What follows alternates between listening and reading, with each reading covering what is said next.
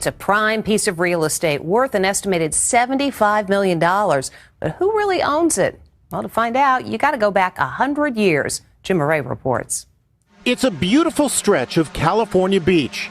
Manhattan Beach is famous for its sun-kissed sand and magnificent scenery, but it's marred by an ugly moment in history. A huge chunk of beachfront property was literally snatched from a black family in 1927.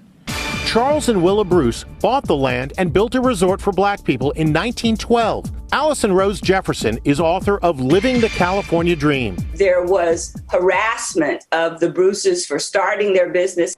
Dwayne Shepard is a descendant of the Bruce family. They cordoned off the beach right in front of the resort so people could not get into the water. In the year 1927, the city of Manhattan Beach took possession of the land and eventually built a lifeguard station. The prime beachfront property is worth an estimated $75 million.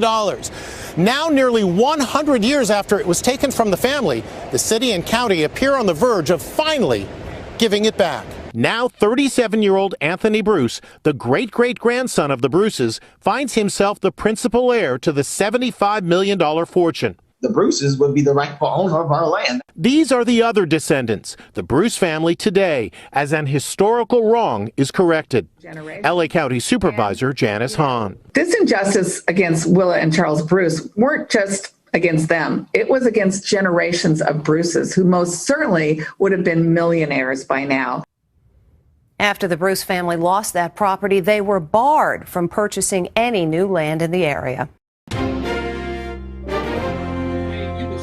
Just like the story I did, the piece I did the other day on Manhattan Beach, how they took it from the family that owned it, right?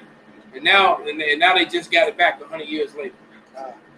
That's because Christianity basically took America's about to get destroyed, and they're not going to be able to keep it.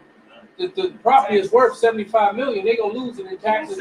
The legislation, they're not going to be able to keep it. Right, so the city gonna do, well, you know what? I'm gonna give it back. And here's the killer thing. The only reason the Edomites gave it back is because these wealthy Edomites are getting hit really, really hard with taxes right now. So they decided to get that property. They did that to get a tax break. Right.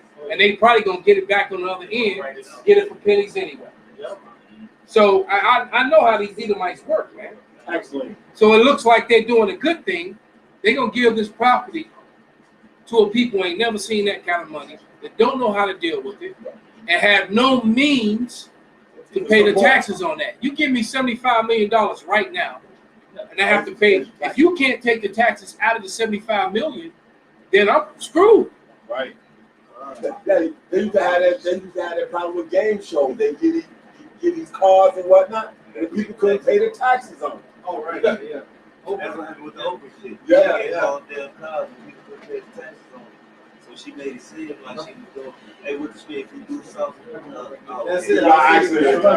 It's Sirach 14:7. And if you do it good, you do it unwillingly. Right. And at the last, he will declare his wickedness. Right. So if he do something, he got an undermined scheme for that. Right. Well, he literally did it on an accident. Right.